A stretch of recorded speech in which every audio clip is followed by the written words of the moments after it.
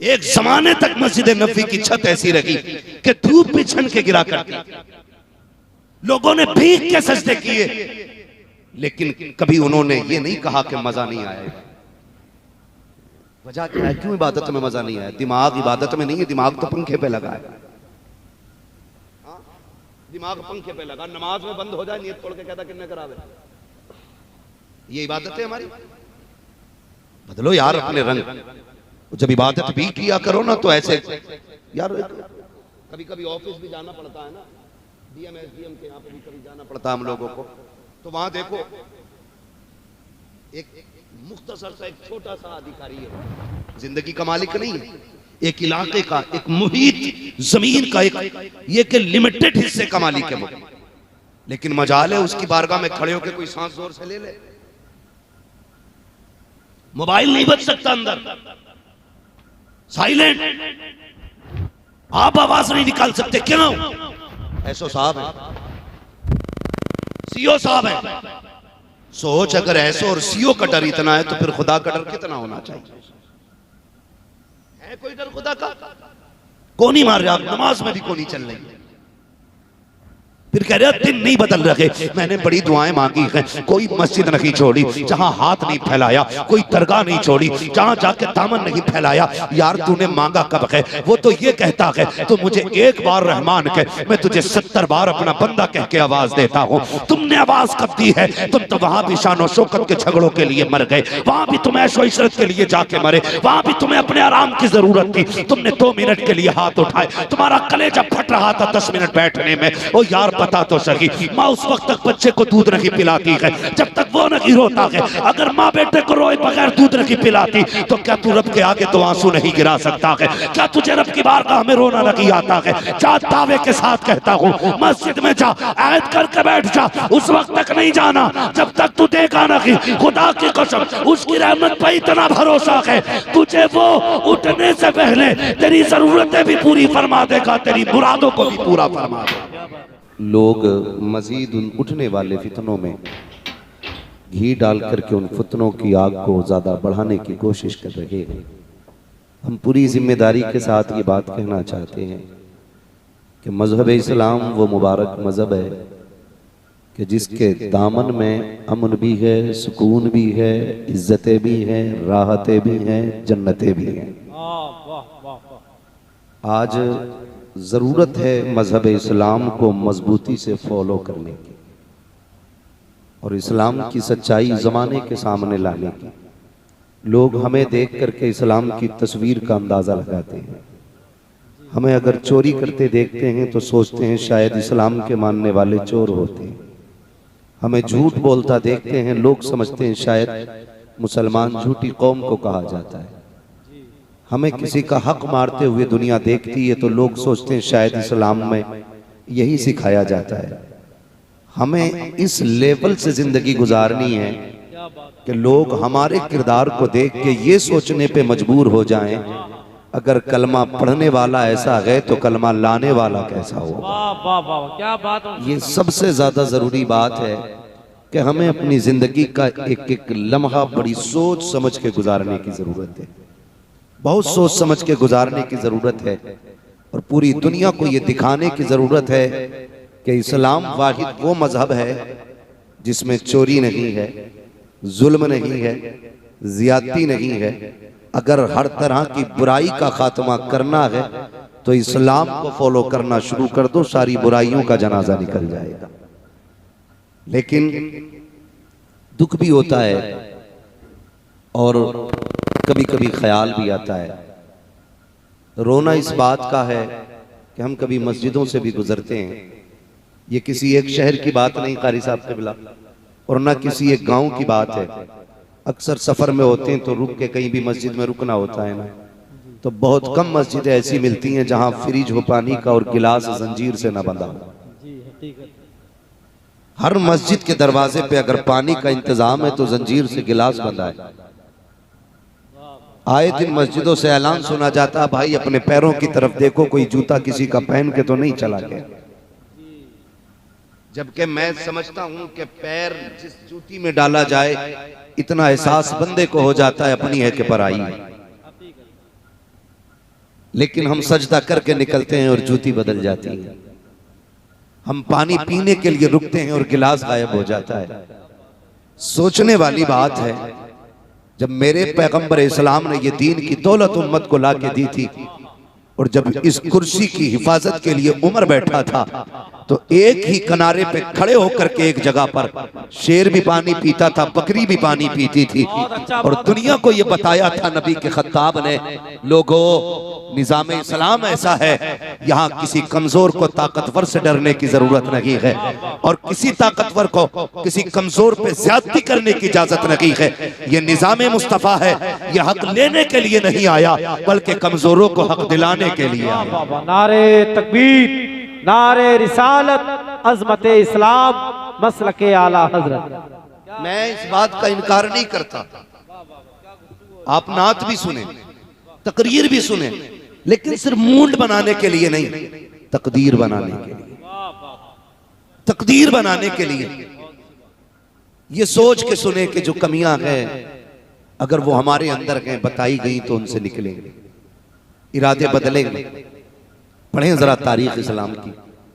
सही बात यह है कि हमें अपनी पहचान नहीं है, हमें अपनी पहचान नहीं है। आज जब कयामत का दिन होगा, नफसी नफसी का आलम होगा, अमल तोले जा रहे होंगे, तो कुछ जहन्नमियों को फरिश्ते लेके जहन्नम की तरफ जाएंगे। जब फरिश्ते लेके जहन्नम की तरफ जाएंगे ना, तो कुछ फरिश्ते देख के उन्हें रोएंगे। जब वो रोएंगे तो ये जहन्नम में जाने वाला बंदा कहेगा, जहन्नम में मैं जा रहा हूं, तुम क्यों रो रहे हो? एहसास करने वाली बात है। फरिश्ते कहेंगे इसलिए नहीं रो रहे हैं कि तू जहन्नम में जा रहा है, इसलिए रो रहे हैं कि किसकी मोहम्मद किसकी उम्मत में पैदा हुआ था और कहां जा रहा है। हुजूर का हो के भी जहन्नम में, भाई ये क्यों हो रहा है? तकलीफ की बात है, दर्द भी होता है। आए दिन की खबरें, अभी कुछ दिन पहले अखबार में एक बात शाये हुई कि एक गांव के लोगों ने बीच सड़क में दीवार बनाई। जी हाँ, दो बिरादरियां बीच रोड पे दीवार खड़ी कर दी, इस रास्ते से फला कौम गुजरेगी और इस रास्ते से फला कौम गुजरेगी। डॉक्टर इकबाल ने बहुत पहले कहा था, यूं तो सैयद भी हो, मिर्जा भी हो, अफगान भी हो, तुम सभी कुछ हो, बताओ कि मुसलमान भी हो। ये कैसा शोर हो रहा है भाई? ये जरा यहां से बच्चों को हटा दिया जाए। तवज्जो है सारे लोगों? ये एक अलमिया है हमारी कौम की, एक रोने वाली बात है। हमने दीवार खड़ी कर दी कि इस रास्ते से अंसारी गुजरेगा, इस रास्ते से पठान गुजरेगा। अंसारी का इशरा पे गुजर नहीं, पठान का इशरा पे गुजर नहीं। भूल गए जब मेरे नबी ने बिलाल की कलाई पकड़ी, लाके अबू बकर जैसे ताजिर के बगल में खड़ा किया, कदम तो थम रहे थे बिलाल के। कहां मैं, कहां अबू बकर जैसा अमीर, कहां मैं, कहां उस्मान जैसा दौलत वाला। महबूब ने क्या कहा था? सुने, इस्लाम फर्क बढ़ाने नहीं आया, इस्लाम ऊंच नीच का फर्क मिटाने के लिए आया। वाह वाह वाह वाह, नारे तकबीर, नारे रिसालत, अजमत इस्लाम, हजरत मुफ्ती हम्माद साहब किबला, मसलके आला हजरत। अगर किसी कौम को एक करने की बात की जाए तो मुजरिम मदरसे हैं, अगर किसी कौम को समझाने की बात की जाए तो मुजरिम उलमा है। याद रखिए, ये मदरसे, ये उलमा कभी अपनी बात नहीं कहते, जबान इनकी होती है, बातें मदीने वाले की होती है। मजबूती से जुड़े रहना मदरसे वालों के साथ। तकलीफ होती है, दुख होता है, कितना बड़ा फर्क खड़ा कर दिया। आज अगर किसी कौम की बरादरी के लोग कम हैं तो उनकी बेटियों के निकाह आसान नहीं, मुश्किल हो गया जीना बच्चियों का। यहाँ नाक पकड़े बैठा है कि दामाद पठान होगा तभी बेटी को रुखसत करूंगा। मैंने कसम खा रखी है, तुर्क मिलेगा दामाद तब बेटी रुखसत की जाएगी। अंसारी कसम खाए बैठा है, दामाद अंसारी मिलेगा तब बेटी को रुखसत किया जाएगा। तुम तो नाक की खातिर बैठ गए ऐंठ करके। वो बच्ची जिसकी उम्र गुजरती जा रही है, कोई उसका दर्द भी सुनने वाला है कि नहीं? वो भाग नहीं सकती है क्योंकि बाप की इज्जत का सवाल है। अपनी मर्जी से निकाह नहीं कर सकती है क्योंकि उसकी बरादरी की इज्जत का सवाल है। यार तुम खुद सोच के फैसला करो। अगर तुम्हारी नाक की खातिर, बिरादरी के झगड़े की खातिर अगर उसकी उम्र के 40 साल बीत गए तो कोई कीमत है जो उसकी जिंदगी के 20 साल वापस कर दे? कोई दौलत है जो 20 साल में उसकी जिंदगी की उम्र वापस कर दी जाए? कोई ताकत तुम्हारे पास नहीं है जो गुजरी हुई उम्र को वापस ला दे? कोई दौलत तुम्हारे पास नहीं है जो उसकी जिंदगी के गुजरे हुए 20 साल वापस ला के दे दे? अगर बचाना चाहते हो बेटी की जिंदगी तो नाक के लिए नहीं, रसूल पाक के लिए जीना सीखो, मुस्तफा के लिए जीना सीखो। ये बात में देखना पठान है कि नहीं, ये बात में देखना अंसारी है कि नहीं, पहले सिर्फ इतना देखो ये गुलाम मुस्तफा है कि नहीं, आशिक रसूल है कि नहीं, अकीदा दुरुस्त है कि नहीं। अगर अकीदा दुरुस्त है, बिरादरी लेवल की हो या ना हो, बेटी इज्जत से दे दे। खुदा की कसम, जो तेरे रब का हक अदा कर सकता है वो तेरी बेटी का भी हक अदा कर सकता है। नारे तकबीर, नारे रिसालत, अज़मत इस्लाम, मसलके आला हज़रत। वही तो समझो इनके दर्द को। हम किस रविश पे जा रहे हैं? हमारी नाक के झगड़ों ने हमें तबाह कर दिया, हमारी शान और शौकत हमें खा गई। याद रखिएगा, सुने इज्जत किसे कहते? हमने तो यही समझा ना, जब टक्कर पे कोई ना आए तो बंदा इज्जत वाला है। जब हम पैसे लुटाने खड़े हो तो कोई हमसे ऊपर ना निकले तो हम इज्जत वाले। पैसे तो नचनियों के पास भी बहुत होते हैं, लेकिन इज्जत नसीब वालों को अल्लाह ताला फरमाया करता है। बुरा ना मानना मेरी बात का, बातें कड़वी होती हैं लेकिन सच्ची होती है। पैसा बहुत है लोगों के पास, इज्जत इसे नहीं कहते। कितनी इज्जत होगी किसी के पास, कितना पैसा होगा हमारे पास, कितनी पावर होगी। अगर प्रधान है तो 1-2 इलाके गांव का विधायक है तो कितनी जमीन का, 1000 बीघे जमीन के इलाके का, 10-5 किलोमीटर तक का होगा। यही तो हद है। आधी दुनिया का बादशाह है उमर, आधी दुनिया का बादशाह। और पावर का आलम यह है, मैंने बताया शेर बकरी एक जगह खड़े होकर पानी पीते, जमीन में ताकत नहीं कि किसी का तेल पी जाए, आग ना हक लग जाए। उमर का नाम ले तो आग बुझ जाती है। ये इख्तिदार इनके, लेकिन मकाम तहामा खड़े हजरत अचानक रोने लगे। किसी ने कहा उमर आधी दुनिया का बादशाह है, क्यों रोने लग गया? कहने लगे जमीन को देखा तो गुजरी जिंदगी याद आ गई। कहा क्या हुआ? कहा एक दिन मैं अपने बाप के साथ इसी जमीन पे थे, 5 ऊंट थे। मेरे बाप ने कहा था लाइन से लगा। कहते हैं कि मैं एक को बराबर करता तो एक पीछे हट जाता था। मेरा बाप ने मुझ पे बड़ी सख्ती की थी। कहते हैं कल भी उम्र था, आज भी उम्र है। कल का उम्र 5 ऊंटों को एक लाइन में खड़ा न कर सका, आज के उम्र ने आधी दुनिया एक लाइन में खड़ी करके दिखा दी। आधी दुनिया आज एक लाइन में, उम्र क्यों? कहने लगे कल भी उम्र था, आज भी उम्र था। खुदा की कसम, ये जो इज्जतें मिली हैं ना हुजूर की जूतियों के सदके में, ये इज्जतें अता की गई। डॉक्टर इकबाल ने कहा था कि मोहम्मद से वफा तूने तो हम तेरे हैं, ये जहां चीज है क्या लोहो कलम तेरे। सुभान अल्लाह, सुभान। और इस शेर की तशरीह यूं समझ लें, खुदी को कर बुलंद इतना कि हर तकदीर से पहले खुदा बंदे से खुद पूछे बता तेरी रजा क्या है। आज क्या कहते हैं हम? दोष देते हैं तकदीर ही ऐसी थी, नसीब ही ऐसा था। हम गलती करते और जिम्मेदार तकदीर को ठहरा देते। संभल के कदम तो रख के देख, खुदा की कसम तेरी मर्जी से फैसले बदले जाएंगे। तू हो ना उनका, कभी हुजूर का हो के तो देख। दिन बदलने में देर नहीं लगेगी, दिन बदलने में देर नहीं लगेगी। दीवारें खड़ी करके इख्तलाफात खत्म कर दी, इख्तलाफात की बुनियाद डाल दी। वो कहते हैं साहब बड़ा इज्जतदार आदमी था, 10,000 था जनाजे में मजमा उसके, मरा था तो जगह नहीं थी पैर रखने की, प्रधान था गांव का बड़ा। सुने, याद रखिएगा, खाली जनाजों की भीड़ से काम नहीं करने वाला है। मजा तो तब है भले ही लोग कम हों, लेकिन खुदा की रहमत के फरिश्ते जनाजे में ज्यादा होने चाहिए। वो कहा था ना, लहद में इश्क रुखे शह का दाग लेके चले, अंधेरी रात सुनी थी चराग लेके चले, तेरे गुलामों का नक्शे कदम है रागे खुदा, वो क्या भटक सके जो ये सुराग लेके चले। हो के तो देखें हम हुजूर के, हो के तो देखें। नौजवान कहता है ये मौलवी हमें दीन सिखाएंगे, वो कह रहा है जब हफ्ते में 3 बार दाढ़ी छील के नाली में डालता है।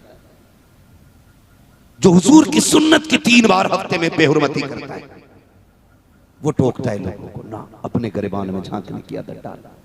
हो के तो देख हुजूर का, हो के तो देख, खुदा की कसम इज्जतें इतनी मिलेंगी संभाली नहीं जाएंगी।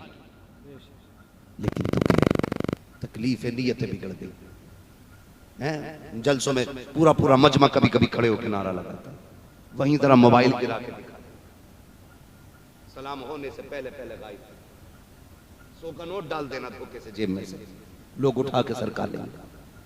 क्या फायदा यार, अगर दिल ना बदला तो नतीजा क्या है नारों का। मजा तो तब है जब तेरी रूह से अल्लाह अकबर के नारे निकलने लगे। क्या बात है, वाह वाह वाह। जब तेरी रूह से अल्लाह अकबर की सदाएं आए तब जिंदगी का मजा आता है। हम उछल के नारे लगा लेते, कूद के नारे लगा लेते हैं, नीयतें खराब हो गई। हमें देख के लोग इस्लाम की तस्वीर कशी करते हैं, इस्लाम को कहते हैं देखो इस्लाम के मानने वाले ऐसे होते हैं, इस्लाम के मानने वाले कैसे होते हैं। देखिए खुदा की कसम, मजबूती से कदम अपने रखें इस्लाम की राह पर और मजबूती से अपने आप को बना लें इस्लाम का गिरविदा। फिर तारीख उठा के देखें, यही दिल्ली है हमारी और इसी की जामा मस्जिद है। उर्स की जामा मस्जिद के किसी शेख, किसी इमाम, किसी अमीर की बात नहीं कर रहा हो, एक भीख मांगने वाले की कहानी बता रहा हो जिसने हुजूर का कलमा पढ़ा है लेकिन उसकी पैरियों पर बैठ करके भीख मांगा करता था। अचानक एक दिन उसकी दरवाजे के सामने से अंग्रेज का गुजर हुआ, इसने हाथ फैला करके भीख का सवाल किया। जैसे इसने हाथ फैलाया, अंग्रेज ने सोचा चलो मैं भी कुछ पैसा देता चलूं। जेब में हाथ डाला, उसने पर्स से कुछ पैसे निकाले और भिखारी की तरफ बढ़ा के पैसे तो दिए, लेकिन जब उसी पर्स को उसने जेब में रखा, हाथ फिसला, पर्स जेब की बजाय नीचे गिर जाता है। वो अंग्रेज तो अंदर चला गया, इसने देखा लगता है शायद ये उसी का पर्स है, उठा के इसने इस नियत से रख लिया कि ये वापस आएगा तो इसको दे दिया जाएगा। अंदर गया लेकिन इस दरवाजे से गया, दूसरे से वापस निकल गया। ये नहीं गुजरा, जब घर आया बीवी ने कहा बताओ मस्जिद देखने गए थे मुसलमानों की, कैसी मस्जिद लगी तुम्हें? उसने कहा मस्जिद तो बड़ी खूबसूरत थी लेकिन एक सदमे की बात है। कहा क्या हुआ? कि पूरे महीने की सैलरी मिली थी, पर्स के अंदर थी, उसी मस्जिद पे मैं गुजर के जा रहा था, कहीं मेरा पर्स गिर गया है, पूरी महीने की सैलरी चली गई। बीवी ने कहा पैसे का कोई दुख नहीं है, ये तो फिर भी आ जाएगा, लेकिन मेरे सरताज वादा कर एक बार मुझे भी वो मस्जिद दिखा के लाना जिसकी तू तारीफ कर रहा है। अल्लाह अकबर। अंग्रेज ने कहा ठीक है आइंदा फिर मैं जाऊंगा, तुझे साथ लेके जाऊंगा। 8 दिन 10 दिन 15 दिन महीने भर के बाद फिर ये उसी मस्जिद के दरवाजे पे आया और उसी राह से गुजर के मस्जिद के अंदर जा रहा था। इस फकीर की निगाह उस पे पड़ गई, इसने पहचान लिया, कहा ये तो वही है जिसने मुझे भीख दी थी। ये सोच करके इसने आवाज दी, कहा बाबूजी जरा ठहरो तो सही। उसने कहा क्या बात है? कहा जरा पीछे आइए। पलट के अंग्रेज पीछे आया, कहा कहना क्या चाहते हो, क्यों रोका गया है? कहा बात यह है कि कुछ दिन पहले तुम आए थे। कहाँ आया था? मैंने तुमसे कुछ पैसे लिए थे। कहाँ लिए तो थे? कहा जरा बताओ बाबूजी, क्या तुम्हारा पर्स कहीं गिर गया था? उसने कहा हाँ मैं आया था लेकिन मेरा पर्स चला गया था। उसने अपना पत्ता हटाया, हटाने के बाद वो पर्स निकाला, निकाल के कहता कहीं यही पर्स तुम्हारा तो नहीं है। जैसे उसने देखा कि हाथ में लिया, पकड़ा, फिर उसके बाद सबसे पहले उसने खोल के देखा इसके अंदर जो पैसे थे वो पैसे हैं कि नहीं है, या खाली पर्स पड़ा हुआ है। जैसे खोला उसके अंदर सारे पैसे रखे हुए थे। उसने पर्स जेब में नहीं रखा। उसने कहा यार बता तो सही, ये पर्स मेरा तो गिर गया था, मुझे तो पता भी नहीं था कहाँ गिरा है। ये बता क्या तूने इसके पैसे नहीं देखे? क्या इसमें रखी हुई तूने दौलत नहीं देखी? कहा देखी थी। कहा फिर तूने चुराई क्यों नहीं? अगर तू चाहता इस पैसे को ले जा करके अपना मकान बना सकता था, लेकिन बता तो सही तेरी नीयत खराब क्यों नहीं हुई? उसने कहा यार इसमें एक राज है। कहा कौन सा राज है? कहा ये बात मेरी और मेरे महबूब के बीच की है, रखने दे, तू चला जा। उसने कहा बताना तेरी नीयत क्यों खराब हुई? उसने कहा था यार राज की बात यह है कि तू हजरत ईसा का कलमा पढ़ने वाला है, मैं मोहम्मद रसूलुल्लाह का कलमा पढ़ने वाला हूँ। अगर मैंने तेरा पर्स चुरा लिया, उसमें से पैसे मार लेता, मैं कुछ दिन जिंदगी गुजार लेता, लेकिन यह भी तो हो सकता था कयामत के दिन तेरा नबी रब के सामने खड़े होकर के मेरे नबी का नाम लेके ये कह देता कि इनके उम्मती ने मेरे उम्मती का पर्स चुराया था, फिर मेरे नबी की तो शर्म से नजर झुक जाती। उसने कहा यार तू क्या जाने, हम जान तो दे सकते हैं लेकिन नबी की इज्जत पे आ जाने नहीं दे सकते। नारे तकबीर, नारे रिसालत, मसलके आला हजरत, मजहबे इस्लाम, हजरत मुफ्ती हम्माद रजा साहिब किबला। जब हमारी नजरें दुरुस्त थी ना तो खुदा की कसम फिर बात ही कुछ और थी। लाजवाब। वो रो दिया, वो रो दिया, रोया और कहता यार जब तू ऐसा है तो तेरा मदीने वाला मुस्तफा कैसा होगा। क्या बात, क्या अगर तू ऐसा है तो मदीने वाला तेरा महबूब कैसा होगा। उसने कहा यार तूने मेरा महबूब देखा नहीं है, जिसने देख लिया है उसने यही बोला है लमियाती नजीर कफी नजरिन मिसले तो नशुद पैदा जाना जगराज को ताज तोरे सरसो है तुझको शहे तो सरा जाना। मैं कैसे बताऊं मेरा महबूब कैसा है। बड़े बड़े अक्लमंदों ने ये कह के कलम रोक दिया, कहा सबसे आला व औला हमारा नबी, सबसे बाला वो वाला हमारा नबी। जी जी बिल्कुल, हमारा नबी, हमारा नबी। लेकिन हमने इज्जत का मयार कुछ और ही बना रखा, कुछ और ही बना रखा। कुछ लोग तो चोरी भी इसलिए करते हैं सोशल मीडिया पे 4 दिन चल जाएं और सेलिब्रिटी बन जाए। माशाअल्लाह हज़रत अल्लामा मौलाना मुफ्ती अखलाक अहमद साहब क़िबला अपने वक्त के बहुत बड़े खतीब भी, अल्लाह सलामत रखे, हज़रत क़िबला तशरीफ ले आए हैं। तवज्जो है आप लोगों को जी। हमने तो मयार भी ये बना रखा कि बस सेलिब्रिटी हो जाए, है 4 लोगों के साथ फोटो खींच जाए बस हो गया काम। बताओ जब कैमरे नहीं थे तो क्या इज्जतें नहीं थी? अब से ज्यादा इज्जत है। और सुने खाली सेलिब्रिटी के चक्कर में ना रहना, सबसे झूठे फॉलोवर ये सोशल मीडिया के होते हैं। तो कुछ दिन पहले तस्वीर वायरल हुई, ये दीवारें भी हमसे कुछ बोलती हैं लेकिन हम गौर नहीं करते। दीवारें भी कुछ बोलती हैं, ये टूटी हवेलियां भी कुछ बताती हैं। कभी गौर किया करो। तो वो एक तस्वीर वायरल हुई और इसमें सिर्फ इतना कहा था कि देखो ये लाश पड़ी है हॉस्पिटल के बाहर और इसे कोई लेने तक नहीं आया। जब उसके नीचे की खबर पड़ी ना तो रोंगटे खड़े हो गए कि सोशल मीडिया पे इसके 2 करोड़ फॉलोवर थे, लेकिन आज ये हॉस्पिटल के बाहर पड़ी ये लाश है, कोई इसे देखने तक नहीं आया। ये झूठी शान शौकत है, झूठी शान शौकत। इस पे भरोसा ना करना। सेलिब्रिटी ऐसे नहीं बना करते।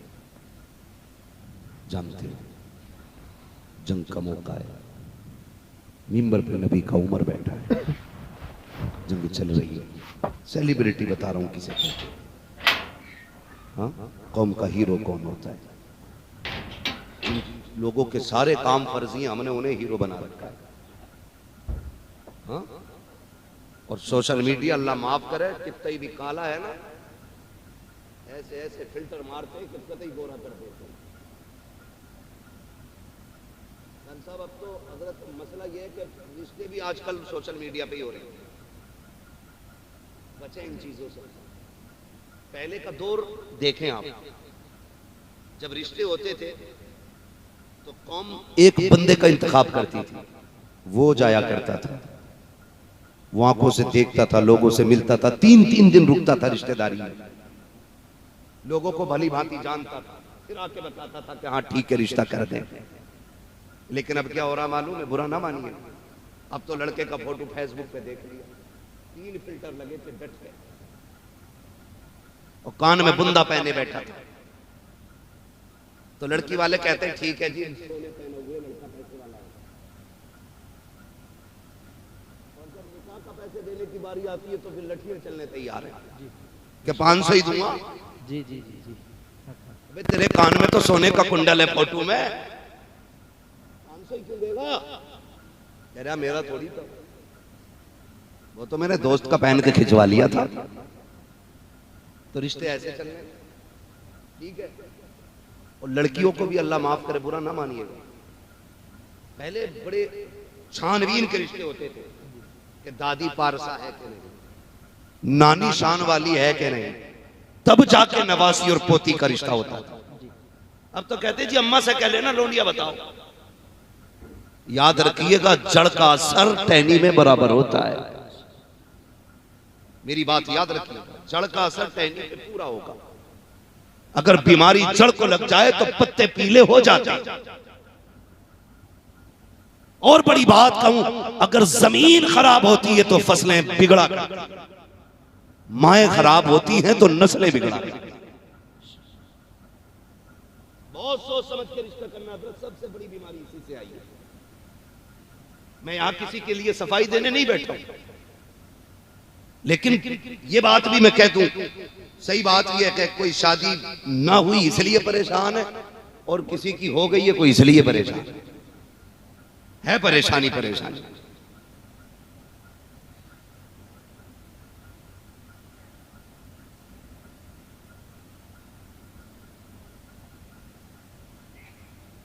ये भी एक मसला रहता है, शायरों पे तो फरमाइश से आती है ना, मौलवी पे भी फरमाइश डालता है।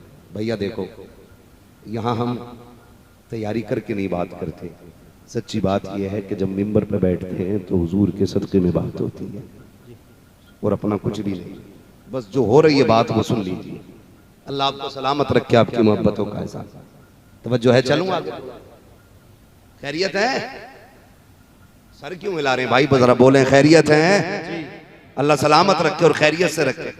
तो रिश्ते जो हैं बड़ी अजीब तरीके से हजरत रिश्ते चले। फोटो डाल दो, डाल दिया, और लड़का के घर में जवान है ना, बाप कहता बेटे रिश्ता कर दें तुम्हारा। अब्बा किधर करना है? कि तेरी खाला ना गरीब है बेटे, उसकी बेटी ठीक ठाक है, वहां करने का इरादा। कहता ना वहां ना करियो। कहा क्यों? कि मैंने बुद्धा की शादी में ना एक लड़की देखी। ये गलत नहीं है, सच्ची बात कह रहा हूं, नौजवानों सुने मेरी बात।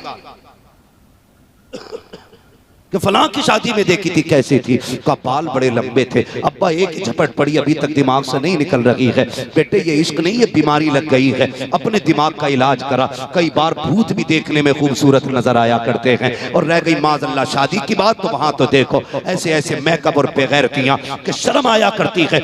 न तो शादी और ब्याह में देखने के बाद, मैरिज हॉलों में फंक्शनों में देखने के बाद, पार्टियों में लड़कियों को देखने के बाद रिश्ते की तैयारियों में लग जाया करते हो। बाप की बात का इनकार कर दिया करते हो। कितनी आसानी से कहते हो नहीं तुम्हें क्या पता बहू कैसी होनी चाहिए, तुम पुराने जमाने का मॉडल हो, हम नए दौर के लोग हैं, हम बताएंगे बहू कैसी होनी चाहिए घर की। अरे नादान बता तो सकी, तूने तो भी एक झपट देखी है, तुझे क्या पता औरत कैसी होनी चाहिए? उस बाप से पूछ जिसने 30 साल एक खातून के साथ गुजारे हैं, औरत में कौन सी अच्छाई होनी चाहिए, कौन सी बुराई नहीं होनी चाहिए, उसी बाप से कह दिया करते हो। शादी अपनी मर्जी से की जानी है। जब तुम शादी ब्याह के लिए मैरिज हॉलों से देखी हुई लड़कियां, तमाशे और डांस पार्टियों से देखी हुई लड़कियां, और जाकर के फंक्शनों से बेगैरती के लिबास में टहलने वाली लड़कियां अपने घर की बहू बनाते हो, तो इज्जतों के जनाजे नहीं, बरकतें भी रूठ जाया करती हैं, रहमतें भी चली जाया करती हैं। 3 महीने नहीं गुजरते हैं, कभी कलियर लेके जा रहे हो, कभी अजमेर लेके जा रहे हो,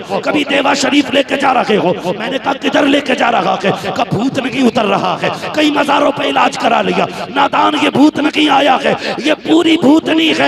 भूत उसका उतरता है जिस पे आया करता है, जो खुद भूतनी होती है उसका इलाज नहीं होता है। इलाज तुझे शादी से पहले करना था। कौन सा इलाज? कि तू अपनी जिंदगी के लिए किसी पार्टी से लड़की का इंतखाब ना करता, सजदे के मुसल्लों से तू लड़की का इंतखाब करता, पारसा घरानों से इंतखाब करता, हुस्न कैसा भी होता, इबादत गुजार लड़की लाता, तेरा घर भी महक जाता, तेरी नस्लें भी महक जाती। नारे तकबीर, नारे रिसालत, मसलके आला हजरत हजरत अल्लामा मुफ्ती हम्माद रजा साहब क़िबला। नारे तकबीर, नारे रिसालत, जिंदाबाद। तवज्जो है आप लोगों को? तो बंदा लगा पड़ा भाई उसी में, फोटो दे के हो गई शादी। सोच समझ के नौजवानों, ये शादी ब्याह के फैसले गुड़िया गुड्डों के खेल नहीं होते, फिर उसके नतीजे में तलाकों की कसरत होती है। जब तलाक कसरत से होती है तो लोग इस्लाम पे उंगली उठाते हैं, इस्लाम पे उंगली उठाते हैं। निभाने वालों के लिए इस्लाम ने कितनी बरकतें रखी है। बातें बिगड़ती जा रही हैं, हालात बदलते जा रहे हैं। नौजवानों हमें अपने कदम बेहतर करें। सेलिब्रिटी समझते हैं 4 दिन फॉलो हो जाए हमारा, 4 लोग हमें सलाम करने लग जाए, हो गए हमें, कुछ भी नहीं है। आंख बंद होने की देर है, सारे सलाम करने वाले रखे रह जाएंगे, सारे फॉलोवर रखे रह जाएंगे, बस आंख लगने की देर। धक्का देने दो मौत को एक, देखना सब कुछ छीन लिया जाता है, नाम पहचान निशानियां सारी खत्म। सिर्फ एक लाश के सिवा कुछ नहीं बचता, एक लाश के सिवा कुछ नहीं बचता। मैं बात कर रहा था, हम लोग सेलिब्रिटी उसे समझते हैं जिसका सोशल मीडिया पे चर्चा सुने जरा। हज़रत उमर फारूक जन का मौका, मिंबर पर बैठे, अचानक कह देते या सारी अल जबल, ये जुमला आपकी ज़बान से निकला, सारे लोग हैरत में पड़ जाते। उमर मस्जिद में और सारी जंग में, भाई ये क्या हुआ अचानक। महीने बाद जब लश्कर लौटा और आके हजरत उमर की बारगाह में सलामी पेश की, लोगों ने कहा बड़े खुश लग रहे हो, कहा जंग जीत के आए। ये भी एक बात जहन से साफ कर ले पहले, हमारा इस्लाम किसी पे हमला करने की इजाज़त नहीं देता, अपना दिफा करने का इजाज़त देता है। ये जहन में बात रखिएगा। जो हमसे नफरत नहीं करता है, हम उससे नफरत नहीं करते, और जो हमें एक नजर देखना नहीं चाहता है, हम उसे आधी नजर देखना नहीं चाहते। ये है हमारा इस्लाम का मिजाज। प्यार बांटो, प्यार मिलेगा। नफरतों के बीज बोओगे तो नफरतों के सिवा कुछ नहीं मिलेगा। प्यार का बीज बोइए, प्यार का बीज बोइए। बस मेरी बात पर गौर कीजिए। जब पलटा वापस लश्कर, कैसे जीते? कहा हम तो हार रहे थे। हजरत उमर ने कहा था पहाड़ पकड़ लो, पहाड़ पे चढ़ जाओ। कहने लगे उमर तो यहाँ थे। कहा लेकिन कसम है पैदा करने वाले की, महीने का फासला था, मीलों की मसाफत थी। का ऐसा लग रहा था जैसे उमर मेरे कान के पास से आवाज दे रहे हो। ये बात इतनी मशहूर हो गई, मक्का मदीना सब में शोर हो गया। अरे उमर देखो, मदीने में बैठ के ना मीलों दूर की मसाफत तक का देख भी लेता है और आवाज भी पहुंचा देता है। लोगों में बातें होने लगी। ये बात चलते चलते मक्का शरीफ तक आ गई। मक्का शरीफ में आपका ना बचपन का एक दोस्त भी रहता था, बेदीन था वो। उसने कहा ये कैसा हो सकता, उमर मेरे साथ रहा है, मेरे साथ खेला कूदा है, ये बात कैसे हो सकती है वो यहां से मीलों तक का देख ले। आया हम भी जाके पता करें। मक्का शरीफ से आया दौड़ा दौड़ा मदीना। उमर कहां मिलेंगे, उमर कहां है? लोगों ने कहा लहजा नीचा कर, उमर अमीरुल मोमिनीन है। उसने कहा तुम्हारा अमीरुल मोमिनीन है, मेरा तो यार लगता है, मेरा बचपन का साथी है। किसी ने कहा जाओ, वो मस्जिद से निकलते होंगे। गया, मस्जिद से हजरत उमर निकल रहे थे। इसने हाथ पकड़ा, कहने लगा यार उमर एक बात बता, जो मैंने सुना है वो सच है? कहा क्या? कहा मैंने सुना है कि तू यहाँ बैठे बैठे महीनों की मसाफत की दूरी कभी देख लेता है और वहां तक तेरी आवाज भी चली जाती है। हजरत उमर ने मुस्कुरा के कहा तूने सच सुना है, तूने सच सुना है, सच सुना है, सच सुना है। कहा यार बता तो सही, बचपन में हम एक साथ ऊंट चराया करते थे, तेरा ऊंट गुम जाता था, तेरा बाप डांटता था खत्ताब, तो मैं दौड़ के जाता था, तेरा ऊंट तलाश करके लाता था, तुझे अपना ऊंट नहीं मिला करता था। आज ये तो बता कमाल कैसे मिल गया है, यहाँ बैठे बैठे इतनी दूर का कैसे देख लेता है, और कल तुझे ऊंट नजर नहीं आता था। हजरत उमर ने बड़ी बात कही थी, फरमाया था सुन, जब तेरे दोस्त थे तो कुछ नजर नहीं आता था, जब से हुजूर के दोस्त हो गए हैं सारा जमाना नजर आने लगा। नारे तकबीर, नारे रिसालत, मसलके आला हजरत, जश्न दस्तारबंदी हजरत अल्लामा मुफ्ती हम्माद रजा साहब क़िबला। नारे तकबीर, नारे रिसालत, जिंदाबाद जिंदाबाद। मसला कोई नहीं बनता है जनाजे में कितने लोग आएंगे कितने नहीं, बस इतनी कोशिश कीजिएगा, किरदार बनाइए ऐसा कि लोग देख के मजहब इस्लाम के बारे में सोचने पे मजबूर हो जाए। हमारे कुछ नौजवानों में पीछे लॉकडाउन हुआ था, खुदा की कसम आज भी ख्याल आता, दिल से दुआएं निकलती हैं। जब लोग जिंदगी और मौत की लड़ाई लड़ रहे थे और परदेसी पैदल दौड़ रहे थे, हम जानते हैं, हमने देखा कितने कलमा पढ़ने वाले रोडों पे खड़े होकर के जान की फिक्र किए बगैर भूखों को खाना खिला रहे थे, प्यासों को पानी पिला रहे थे, और वो किरदार अदा करके दिखाया था कि रहती दुनिया तक उनकी मिसाल नहीं मिल सकती। सिर्फ एक शय में नहीं, हर शय में किरदार अपनाओ उनका। नफरतें खत्म करो। अभी हम अपनों को प्यार नहीं दे पा रहे हैं, दूसरों को प्यार कहां से देंगे? ये दीवारें क्यों उठ रही हैं? इसलिए कि मैं नहीं चाहता मेरे पैर की करवट में किसी का पैर आए, मैं नहीं चाहता मेरे बगल में कोई खड़ा हो, मैं नहीं चाहता कोई मेरे मुकाबले में आए। ओ यार जिंदगी गुजर जानी है, नहीं बचनी। कोई 60 साल में मरेगा, कोई 70 में, कोई 100 में, कोई 110 में। जाना सभी को, जाना सभी को है, याद रखना। जाओ कभी अपने बड़ों के हाथ पकड़ो, कब्रिस्तान जाया करो और पूछा करो अब्बा ये कब्र जिसके आज मिट्टी भी बैठते बैठते इतनी हो गई है कि अब मिट्टी भी इसके अंदर चली गई है, अब्बा बताओ ये कब्र किसकी है? तुम्हारे बाप तुम्हें बताएंगे बेटे मेरे दादा ने बताया था ये यहाँ के सबसे बड़े जमींदार की कब्र है, उसी की पहलू पहलू में कोई ऐसी कब्र भी होगी जो और पुरानी होगी। वो कहेंगे बेटे ये गरीब की कब्र है। फिर देखना कब्रिस्तान में मेरी गरीबी का फर्क खत्म है, सबको उसी मिट्टी में लेटना है, एक ही जगह में कब्रें बननी है। ये झगड़े बस कब तक हैं? जब तक आपके जिस्म में दम है तब तक के झगड़े, लेकिन हिसाब सबको देना पड़ेगा, हिसाब देना पड़ेगा। ये जो रोडों पे दीवारें बनाती हमने, यहां से मेरी बिरादरी निकलेगी, कोई और नहीं निकलेगा। आने वाली नस्लों को क्या पैगाम देना चाहते हैं? पहले ये दीवारें घर में खड़ी होना शुरू हुई, घर के घर हुए बने, अब ये घर से निकल करके आ गई, फिर मोहल्लों में तकसीम हो गए हम। अब रास्ते भी बंटने लग गए हमारे कि इस रास्ते पे हम नहीं चलेंगे तुम चलोगे। इसी फर्क को मिटाने के लिए मेरा नबी आया और हमने फिर से वही फर्क खड़े कर दिए। फिर डॉक्टर इकबाल का ये शेर सुनिए, यूं तो सैयद भी हो, मिर्जा भी हो, अफगान भी हो, तुम सभी कुछ हो, बताओ कि मुसलमान भी हो। क्या इस्लाम का यही तकाजा है? मुझे बताया जाए। वो लोग जो नाक की लड़ाई करते हैं, जब दम निकलने लगता है ना तो कोई फातिहा पढ़ने वाला नहीं होता जनाजे। कितने बड़े अक्लमंद बने हम। बेटे से कह रहा हॉस्पिटल बनाना जरूर।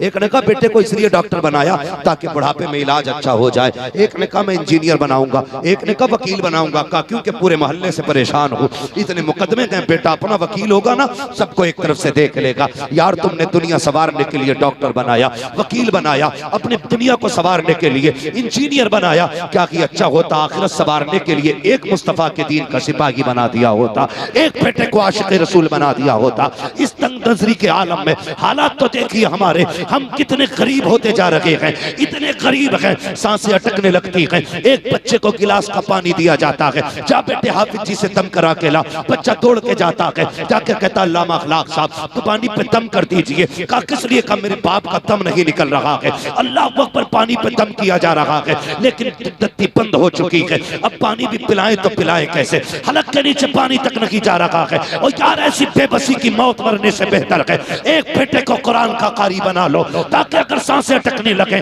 तो किसी के पास गिलास लेके ना जाना पड़े, फाता के लिए दौड़ना ना पड़े। तेरा ही बेटा तेरे सरगाने खड़े होकर के कभी यासीन पढ़ना शुरू करे, कभी रहमान की तिलावत करे। खुदा की कसम इधर तिलावत होती जाएगी, उधर तेरे ऊपर खुदा की रहमतों की बारिश होती जाएगी। नारे तकबीर, नारे रिसालत, नारे रिसालत।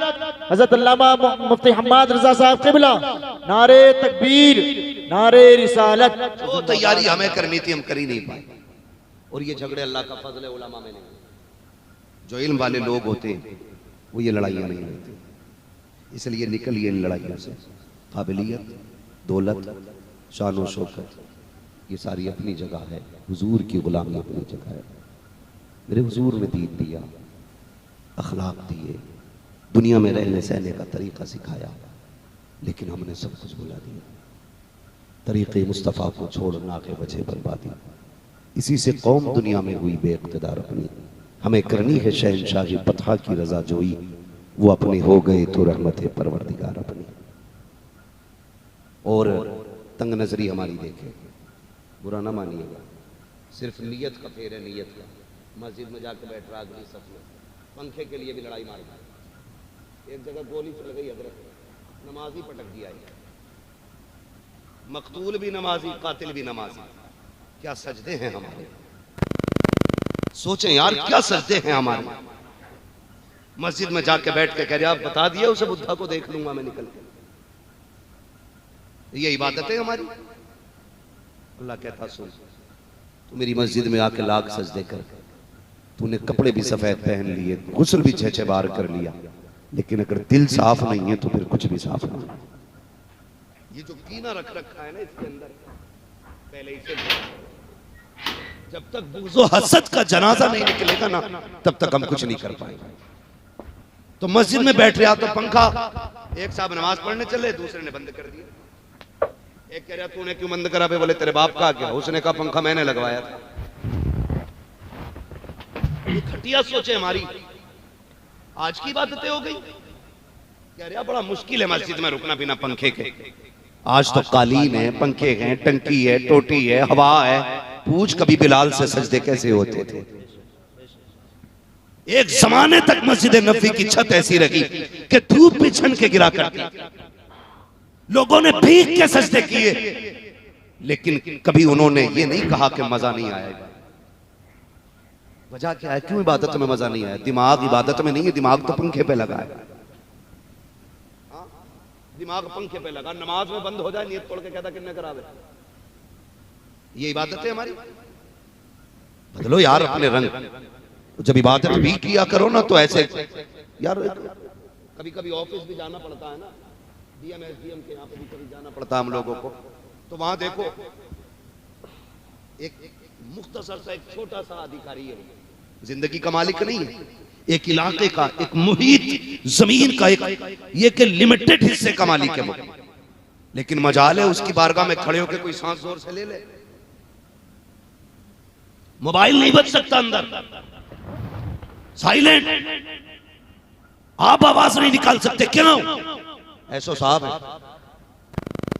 सीओ साहब है। सोच, अगर एसओ और सीओ का डर इतना है तो फिर खुदा का डर कितना होना चाहिए? है कोई डर खुदा का? कौन नहीं मार रहा, आप नमाज में भी कौन नहीं चल रही।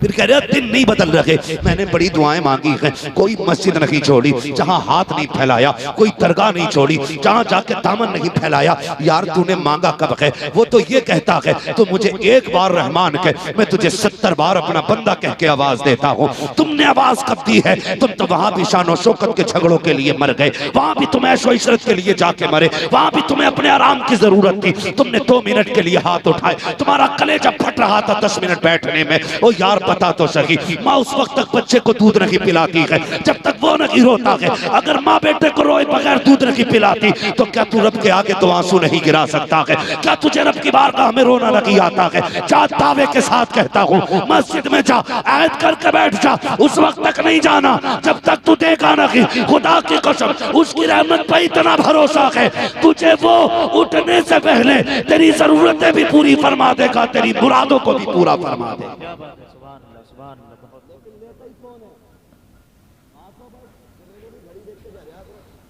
ऐसा कह रहा खुतबा हो गया होगा, मौत पड़ रही है ना 5 मिनट का खुतबा सुनते हुए।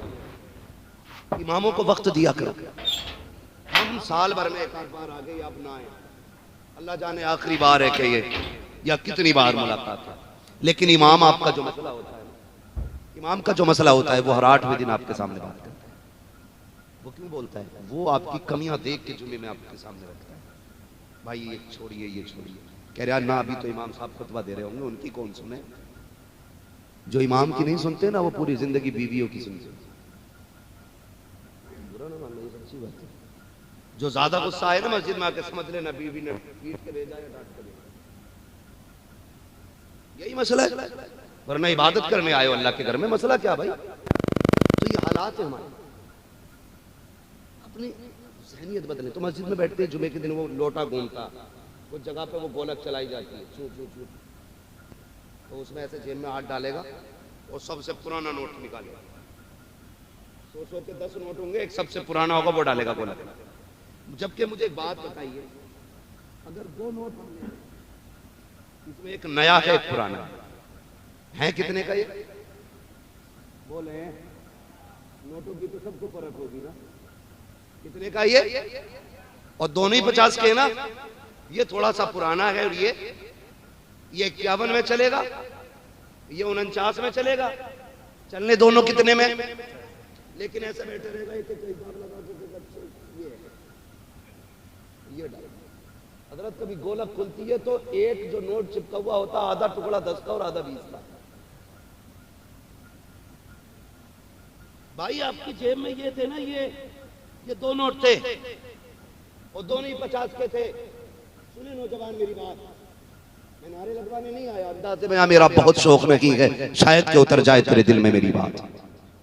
ये 2 नोट निकले, तुमने जब पुराना नोट निकाला, रब ने कहा फरिश्तों देखो तो सही, ये मेरे घर में बैठा है, मुझसे मोहब्बत का दावा करता है, जो देखने में घटिया है उसका इंतखाब मेरे लिए किया है, जो देखने में नया था उसको अपने लिए रख लिया है। बताओ इसकी मोहब्बत सच्ची है कि पक्की है, इसकी मोहब्बत कच्ची है कि पक्की है, बताओ तो सही। अब बताओ, ये दुआएं मांगेगा, ये मुझसे सवाल करेगा, मुझे बताओ इसने काम कैसा किया है। जो गला सड़ा था वो मुझे दे के गया, जो साफ सुथरा था ये खुद लेके चला गया, जबकि उसने कुरान में कहा था लन तनालुल बिर्रा हत्ता तुनफिकू मिम्मा तुहिब्बून, तुम्हें उस वक्त तक कामयाबी नहीं मिलेगी जब तक अपनी महबूब शय को अपने रब की बारगाह में ना दो। अगर तेरी जेब के अंदर सैकड़ों नोट भी थे तो सबसे नया नोट निकालता और खुदा की राह में देता, ताकि फरिश्ते कहते मुबारक हो तेरी मोहब्बत सच्ची हो गई है, जो अच्छा था वो खुदा को दे दिया है, जो घटिया था तूने अपने लिए रख लिया। नारे तकबीर, नारे रिसालत, मसलके आला हजरत हजरत अल्लामा मुफ्ती हम्माद रजा साहब क़िबला, जश्न दस्तारबंदी, नारे तकबीर, नारे रिसालत, जिंदाबाद। सच्ची मोहब्बत करें अल्लाह से, और जो सच्ची मोहब्बत करता है अल्लाह फिर उसे देता है, अल्लाह उसे देता है। ये अक्सर भी मैंने देखा है, लोग उशर भी देते हैं ना, तो जिसमें सबसे ज्यादा गांठें होती है ना, वही वाला गेहूं मदरसे में जाएगा। प्योर वाला ना, प्योर वाला जो गेहूं है ना वो चक्की पे जाता है। अगर प्योर वाला आ गया और 2 क्विंटल आना किसी खेत से, वो देखता मट्टी कौन से में जाता है ना, यही दे दो उशर। सोचे जरा, आपको बुरा ना माने। मैं अल्लाह का शुक्र है मैं सुन्नी बरेलवी हूं, मैं सिलसिलों का मुखालिफ नहीं, क्योंकि मैं भी किसी न किसी सिलसिले से जुड़ा हूं। मैं भी बुजुर्गों का एहतराम करता हूं, लेकिन बुजुर्गों ही का करता हूं, बुजुर्गों ही का करता हूं मैं। सुने, ये भी अभी एक जगह जाना हुआ, नाम नहीं लूंगा, राज खुलेगा किसी का, तो वहां बताया मदरसे वालों ने कि 4 महीने से मदरसे वालों की तनख्वाह नहीं गई है। अब चूंकि कारी नौशाद साहब सफर सब में रहते हैं, मजार मिल जाता है, कहीं बहादुरी भी होती है, तो कुछ मज़ारों पर जाना हुआ, बोला कितनी ऊंची थी और इतनी, मतलब उसकी चौड़ाई थी और इतनी लंबाई होती, ज्यादा ही होती इससे। उसमें इतने नोट थे कि लोग लकड़ियों से धकेल लेते, और शीशा लगा था उसमें, ऐसा नहीं कि काफी मोटी नहीं घुसता, वो फुल भरी थी।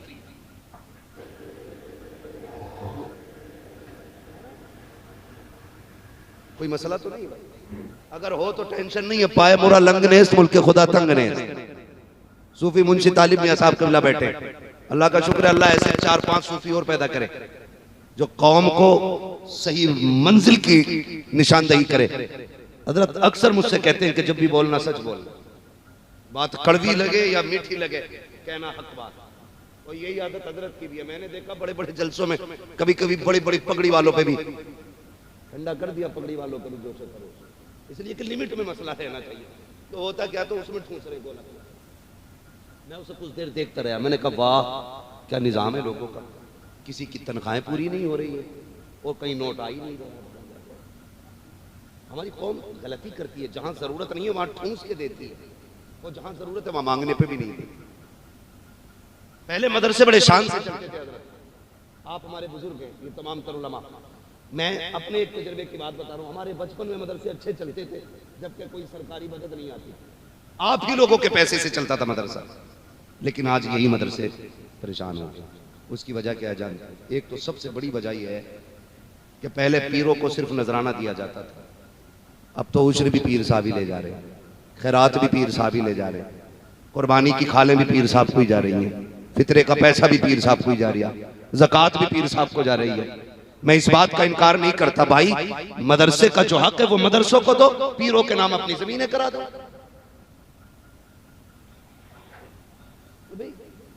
पीरों का मुखालिफ नहीं है, जमीन दे दो पीर साहब को अपनी, लेकिन मदरसे वालों के साथ ये सितम ना करो। एक एक मुरीद हजूर को मालूम है कितने कितने दे रहा हजूर को, हुजूर ना समझे, हजूर में पहले ही बता दो, एक एक मुरीद 3-3 लाख की रसीद हजूर की कट रही है। मदरसे वाले पूछते हैं, कहते हैं ना वो हजूर ले गए। अबे हजूर था क्या?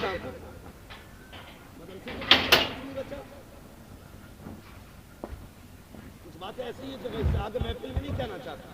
हजूर मिलेंगे तो इंशाल्लाह कहूंगा और हजूर ही से कहूंगा, मगर आपसे इतना कहना चाहता हूँ कि मदरसे हमारे आज जो ताड़ियां सलामत है ना, ये इन्हीं मदरसों की देन है। आज जो कलमा आता है ना हमारे बच्चों को, ये मदरसे की देन है। आज जो टोपी लगानी आई है हमें, ये मदरसों की देन है। अगर कुछ बेटियों के सर पे दुपट्टे सलामत है ना, तो मदरसे की देन है। अगर ये बंद हो गए ना, कोई जनाजा पढ़ाने वाला नसीब नहीं होता। हजूरों के चक्कर में मत रहिए, ये पहले बता रही हो। हमारे साहब कई हजूरों के पीछे नियत बांधनी मगरिब की, तो 3 रकात ऐसा लग रहा था 3 साल से खड़ा हूं पीछे। कुरान से ज्यादा अपने सजरे पे ध्यान दे रहा है। इसे ये नहीं पता कुरान में मंजिलें कितनी है, ये पता मेरी 7 पुश्तों में इतने वली हुए। कयामत में ये नहीं पूछा जाएगा कि बता तेरी नस्ल में कितने वली हुए। बिदरम सुल्तान बूथ के नारों से कुछ नहीं होना। तू बता तू क्या है, तू भी कुछ है कि नहीं। लोगों की लाइन पीछे है, औज़ुबिल्लाह बिस्मिल्लाह नहीं। तुम यार इंसाफ करो, आपको इंसाफ करना पड़ेगा। जहां रात के 2 बजे से लेकर रात के 12 बजे तक कुरान की तिलावत चलती हो, जहां 3 बजे से लेकर के रात के 11 बजे तक अल्लाह के जिक्र की सदाएं गूंजती हो, बताओ वो मकाम अच्छा है या जो तुम्हारा पैसा लेकर के विदेशों में जाकर के मौज की जाती हो, वो खर्च करने की जगह अच्छी है। अपने पैसे इदारों में लगाओ, कुरान पढ़ने वालों पे लगाओ। अगर इनको नमाज जनाजा पढ़ाने बुला लिया तो जनाजे से ही कुटाई शुरू हो जाएगी। ऐसी कौम पे पैसा लगाओ जो जनाजे पे भी काम आए, कब्र में भी काम आए और मैदान कयामत में खुदा की बारगाह में भी काम आए। क्या बात है, क्या बात है। नजराने पीरों को दो, मैं मना नहीं करता, लेकिन ज़कात मदरसों को दो, देंगे इंशाल्लाह। अरे बोलो यार, हमारा इस्लाम कहता जो दे सकता वो दे, जो ले सकता वो ले। मैं उन लोगों से नहीं कह रहा हूं जिनकी लेने की हैसियत है वो लें, और जिनकी देने की हैसियत है वो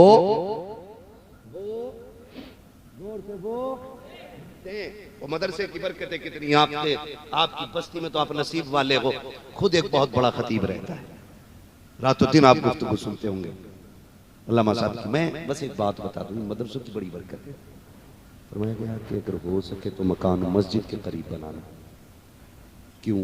कहा मस्जिद पे जब खुदा की रहमतें बरसती हैं ना, तो 2-4 छींटे बगल वाले मकानों पे भी गिरा करती हैं।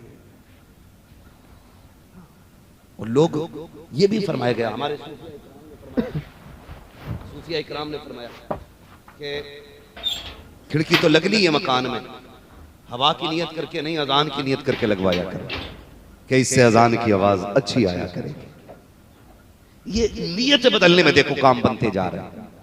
मस्जिद के करीब घर हो, खुदा की रहमतें बरसती है। याद रखिएगा, पूछना कभी अल्लामा साहब से, अकेले में पूछ लेना। जब किसी कौम से अल्लाह नाराज होता है ना, किसी बस्ती से, हुक्म होता है फरिश्तों जाओ अब इस बस्ती का तबका पलट दो, पत्थर लेके जाओ गिरा दो ऊपर से। वो फरिश्ते चल के आते हैं, अभी बीच सफर में होते हैं, आवाज आती है ठहरो, पलट आओ। लौट के जाके कहते मालिक भेजा भी तूने था, बुलाया भी तूने, बता क्यों भेजा था, क्यों बुला लिया। का गुनाह देखे तो गजब में था, तुम्हें भेजा, वो भी फैसला दुरुस्त है। लेकिन जब तुम चले हो, अभी जमीन पे छोटा सा बंदा मेरा 10 साल की उम्र हो, और वो मुसल्ला लेके कुरान लेके बैठ गया, उसने बिस्मिल्लाहिर्रहमानिर्रहीम पढ़ा, मेरी रहमत शबाब पे आ गई। मैंने फैसला कर लिया, जिस जमीन पे मुझे रहमान कहने वाला बंदा हो, मैं उस जमीन पे पत्थर नहीं गिराऊंगा।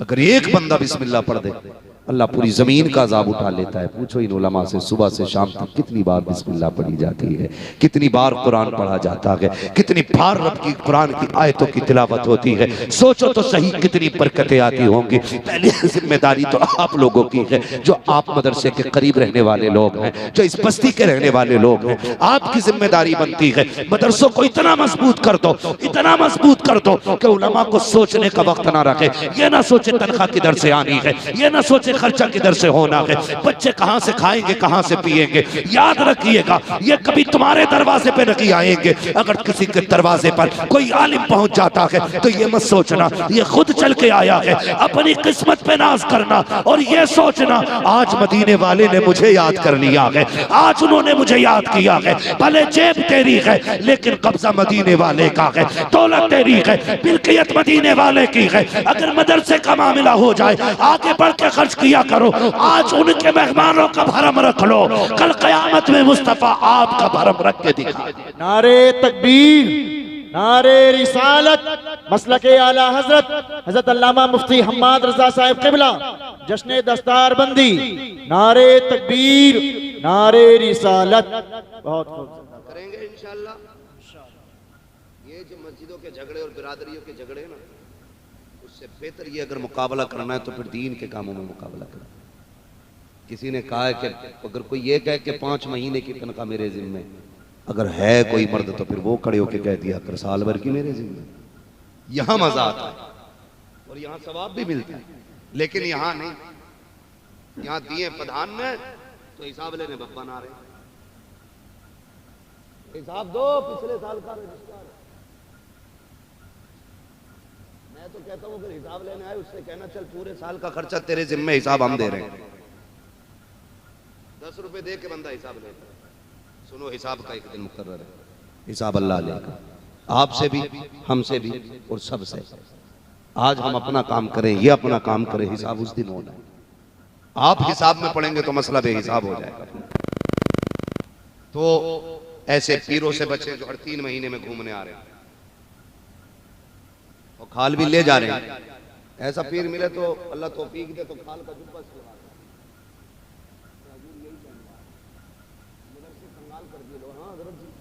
तकलीफ हो रही है, गोलक भरी पड़ी है। नोटबंदी हुई है, नोटबंदी, कई खानगाहों में गला सड़ा नोट निकला।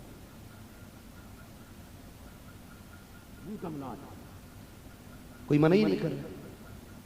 मैं तो पीरों से गुजारिश करता हूं, खुदारा जब कहीं जाया करो अपने मुरीदों से कहा करो जब तक जिंदा रहना कुरान की खिदमत करते रहे। एक सच्ची बात हजरत है, कोई भी फन हो, नहव, सर्फ, मंतिक, फलसफा, कोई भी फन हो, ये सारे फन इसलिए पढ़ाए जाते हैं ताकि कुरान पढ़ना आ जाए, है कि नहीं? ये सारे फन इसलिए पढ़ाए जाते हैं कि कुरान पढ़ना आ जाए। आज हम चतुर्वेदी बने बैठे, हमें बिस्मिल्लाह ही नहीं आ रही। भाई किधर गया उधर? रास्ता भूल गया क्या? हैं?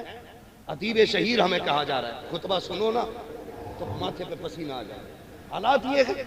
ओ भाई असल कुरान है तो वक्त कुरान को दिया करो। हमने भी नाइंसाफी की है। जो आता है खतीब को पैसा देता है, जो आता है शायर को पैसा देता है। हमने निजाम बदल के रख दिया है। क्या कि अच्छा होता जितने खतीब होने चाहिए, जितने नकीब हो, जितने शायर होने चाहिए, उतने की कारी होने चाहिए, उतने की ताली होनी चाहिए। और होना ये चाहिए, पहले तिलावत होनी चाहिए, फिर नात होनी चाहिए, फिर तकरीर होनी चाहिए, फिर तिलावत होनी चाहिए, फिर नात होनी चाहिए, फिर तकरीर होनी चाहिए। और कूद कूद के पैसे देने वालों, जितना शोरा पे लुटाते हो, खुतबा पे लुटाते हो, उतना की तिलावत करने वालों पे लुटाओ, ताकि बच्चों को पता चले सिर्फ तकरीर करने वाले को पैसा नहीं मिलता, नात पढ़ने वाले को पैसा नहीं मिलता।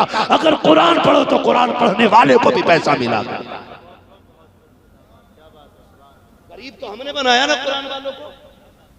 बच्चा भी हिसाब लगा लेता, रमजान में एक ही बार मिलने 30 मिल जाए, 40 मिल जाए, उसके अलावा तो मिलना ही नहीं। शौक पैदा करो, कुरान की तिलावत की महफिलें रखा करो आप लोग, वरना कुरान के अंदर वो कमाल रखा है अल्लाह ने। अगर अच्छा कारी, अच्छी आवाज में समंदर के किनारे पड़ते खड़े होके तो लहरें रुक जाया करती। ये कुरान है। अगर यकीन ना हो तो पढ़ो तारीख। जब मेरा नबी कुरान पढ़ता था तो जो गालियां देते थे, बुरा भला कहते थे, वो छुप छुप के हुजूर की तिलावत सुना करते थे। ये भी तारीख है। पूरी काबीना बैठ जाती थी हुजूर के खिलाफ। अबू जहल, उतबा, शैबा बड़े बड़े बैठ जाते थे। ओ भाई उनकी बात नहीं सुननी। अबू जहल कहने लगा सुनो भाई एक चीज पर रोकथाम करो। कहा क्योंकि सुना है वो कुरान पढ़ते हैं तो हमारी पार्टी के लोग कुरान सुनने जा रहे हैं, रोको वरना उधर ही चले जाएंगे। तो बड़े बड़े लोगों ने मशवरा किया कि हाँ किसी को नहीं जाने देंगे। लेकिन जब ईशा का वक्त आया, महबूब ने कुरान पढ़ना शुरू किया। तो जानते हो जिन्होंने पाबंदियां लगाई थी वही चेहरे छुपा के सारे कुरान सुन रहे थे, एक दूसरे को देख के भाग लगा दी। और दोनों एक तो अबू जहल उतबा से छुप के भागा, उतबा शैबा से छुप के भागा, एक दूसरे से छुप के भाग रहे थे, ये कहीं देख ना ले। लेकिन भागे ना तो एक साथ ही भागे और एक ही चौक में एक दूसरे से जाके मिल गए। किधर से आ रहा है? कहा नहीं बस यही था। कहा झूठ ना बोल, कभी वहां से कुरान सुन के नहीं आ रहा है। कहा मैंने भी तो तुझे देखा था, तू भी वही कुरान सुनने गया था। बातें होने लगी, यार तू भी गया था, तू भी गया था, बता गया क्यों था? अबू जहल ने कहा यार जब मोहम्मद कुरान पढ़ते हैं इतना प्यारा पढ़ते हैं कि तबीयत मानती नहीं है, कहीं भी हो खिंच के उनकी तरफ चला जाना पड़ता। नारे तकबीर, नारे रिसालत, अजमत कुरान, जश्न दस्तारबंदी। कड़वी सच्चाई है, हम कुरान की बरकतों से महरूम हो चुके हैं। लज्जत ही नहीं रहेगी हमारी समाज में, क्योंकि हमने कुरान की बरकतें छोड़ दी। अभी कोई खड़ा हो बांसुरी बजा एक साइड करे उसके बाद करे कौ सुभान अल्लाह, मैंने पीछे से कह दिया ये ढंग है हमारा।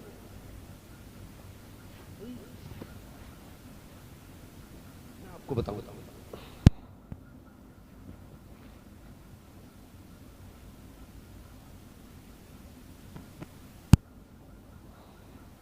लेकिन क्या करेंगे, हमारे फ्रिज पे रोज बहुत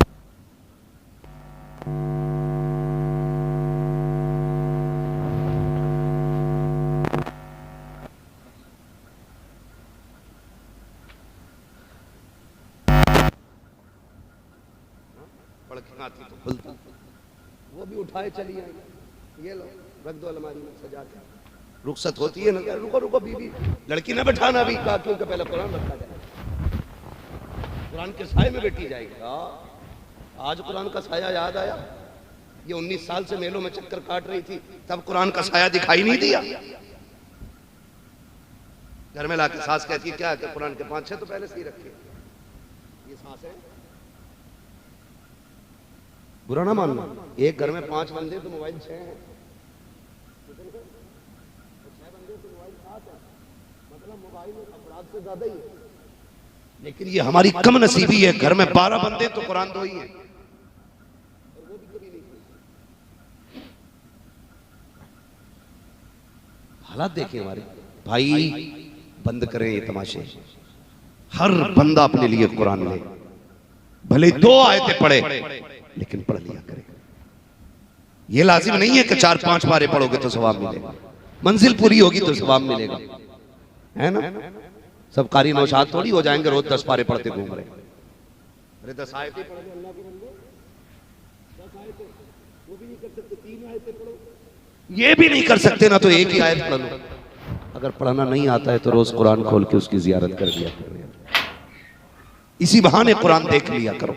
और ये सोचा करो ये वो बातें हैं जो रब ने अपने महबूब से की, ये सोच के उसे देखा करो, चूमा करो। खुदा की कसम देखो तो सही, कुरान वो किताब है जिसे पढ़ना भी इबादत, जिसे बावुज़ू होके छूना भी इबादत, जिसे देखना भी इबादत, जिसे चूमना भी इबादत, जिसकी ज़ियारत भी इबादत है। उस किताब को तुमने पसे पुश्त डाल दिया है और मरे जा रखे को तावीज़ दे तो बरकत न की है। जा कुरान छोड़ करके तावीज़ तो क्या पूरा बाबा ला के गले में लटका ले, कोई फायदा नहीं होगा। सुबह उठ के यासीन पढ़ ले, किसी तावीज़ की जरूरत नहीं है। तेरे नस्लों में भी बरकतें होंगी, फसलों में भी बरकतें होंगी। आत्महत्या करने जा रही है, 40,000 का कर्जा आपने दिया ही नहीं, तेरा ट्रेन से कटने जा रही हूँ, पेड़ से लटक गया, कमरबंद गले में लटका के मर गया, क्या गया किसी का यार।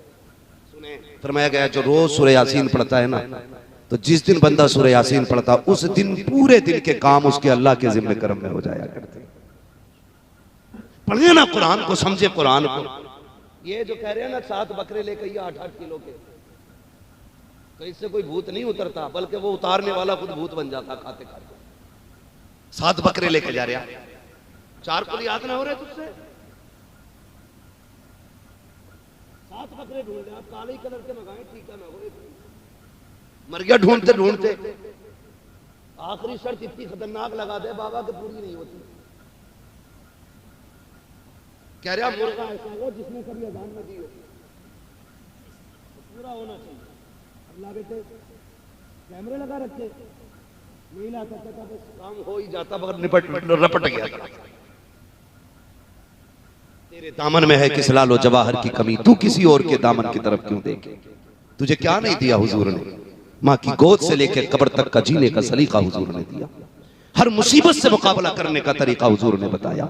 हर बीमारी का इलाज कुरान की सूरत में तुम्हें दिया गया, लेकिन करता ही कोई नहीं, करता ही कोई नहीं। बुरा ना मानना, सही बात यह है कि हम घोड़े की पूंछ की बालों पर ज्यादा करते हैं। एक तो खुले आम मेले में ऐलान करा रहा, कह रहा घोड़े के पैर पे कुर्सी ऊंची है, ले जाओ भाई ले। हाँ, लोग पागल हो गए, काले घोड़े के नाल बाबा पूंछ के बाल दे रहा, लो घोड़े की पूंछ, काले घोड़े की पूंछ का बाल है, कुठिया में रखो बरकत होगी। वो बेखैरत उस पे लग गए। ये एतकाद की कमजोरी है, ये ईमान की कमजोरी है। सुन, मतला घोड़े की पूंछ के बाल, ना ला अंगूठी, वजीफा बना ले। 10 बार सुबह को हुजूर पे दरूद पढ़ना है, 10 बार शाम को हुजूर पे दरूद पढ़ना। क्या बात है, सुभान अल्लाह सुभान। ये वजीफा बना ले तस्बीह बैठ। किसी दिन तो हुजूर तवज्जो करेंगे, किसी दिन तो उनकी नजर उठेगी। कभी तो कहेंगे ना, ये कौन है जो सुबह शाम दरूदों के गुलदस्ते भेजता है, कौन है ये जिसने मुझे मेरे ऊपर सुबह शाम दरूद के तोहफे भेजे। कभी तो हुजूर की महफिल में तेरा नाम आएगा ना, कभी तो नाम खुलेगा ना कि आज जो दरूद भेजा अब्दुल रहमान ने भेजा था, ये 10 दिन से जो दरूदों के तोहफे आ रहे हैं, ये फला का बेटा भेज रहा है, ये फला का शहजादा भेज रहा है। खुदा की कसम, जिस दिन उनकी महफिल में तेरा नाम आ जाएगा, समझ लेना तेरा यहाँ आना भी कामयाब हो जाएगा, यहाँ से जाना भी कामयाब होगा। क्या बात है, क्या बात है, बहुत खूब, जिंदाबाद जिंदाबाद। लेकिन इसकी फिक्र ही कोई नहीं। बस अल्लाह आपको और हम सबको अक्ल सलीम अता फरमाए, हमें हक पे अमल करने की अल्लाह तौफीक अता फरमाए। जो जरूरी काम है वो कीजिए।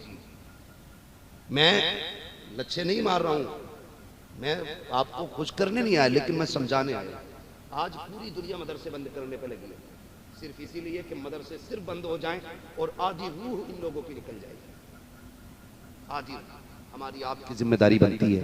जो तहरीक सुफ़ा के चबूतरे पे बैठ के मेरे महबूब ने शुरू की थी, इस तहरीक को हम क़यामत की सुबह तक बचा के रखेंगे। बोले इंशाअल्लाह, बोले इंशाअल्लाह। हम अपने बच्चों को भले ही एक वक्त की चटनी खिलाएंगे, दाल से खिला देंगे, नहीं होगा एक दिन का रोजा रख लेंगे, लेकिन कुरान की तालीम में कमी नहीं आने देंगे। करेंगे इंशाअल्लाह ऐसा ही। मैं अक्सर ऐसे नौजवानों को जानता हूं, अब नौजवानों में अल्लाह का शुक्र बड़ी बेदारी नजर आती है। कई नौजवान भाई ऐसे भी हैं कि जो अपनी महीने की इनकम में से कुछ हिस्सा निकाल के मदरसे पहुंचाया करते हैं। कहते हैं कि इससे कुरान वालों का खाना चलेगा, इससे नाश्ते का, ये मेरी तरफ से मदरसे के मदरसीन की तनख्वाह का। खुदा की कसम, सबसे बड़ी बैंक यही है जो तुम उसमें डालोगे, SBI में या किसी भी बैंक में डालोगे, वो कोई भी लेके भाग सकती है, वो कहीं भी गायब हो सकता है। ये इसका हिसाब तो यहीं तक रह जाना है। लेकिन ये जो मदरसे वाली बैंक है, जो इसमें डालोगे ना, इसकी नेमत, इसका बदला लेके क़यामत में मुस्तफ़ा खुद तशरीफ लाएंगे, खुद हुजूर आके कहेंगे, छोड़ो फरिश्तों, ये वो है जो कुरान वालों की मोहब्बत करता था, जो कुरान वालों की खिदमत करता था, जो दीन वालों की मोहब्बत में लगा रहता था। अगर हुजूर ने इतना कह दिया, समझ लेना बेड़ा पार हो जाएगा। पूरी जिंदगी कहीं भी गुजर गई है, अब पलट आओ अपने महबूब की चौखट पर। कुरान से प्यार करो, साहिब कुरान से प्यार करो, एक एक हाफिज कुरान का एहतराम करें, आलिम दीन की इज्जत करें, अपनी कमाई का कुछ हिस्सा कुरान पे भी लगाएं, दीन पे लगाएं, और दुनिया को ये बता दें हमारे मदरसे किसी गवर्नमेंट के ठोकर पे नहीं चलते, मदीने वाले की नजरे करम से चलाकर। यही कोशिश करनी है और हर शख्स का ये नजरिया होना चाहिए। यही है आरज़ू, तालीम कुरान हो जाए, हर एक परचम से ऊंचा परचम इस्लाम हो जाए, हर एक परचम से ऊंचा परचम। हाँ माशाल्लाह, भाई उस्मान रज़ा मंजरी साहब क़िबला ने अपनी जानिब से 500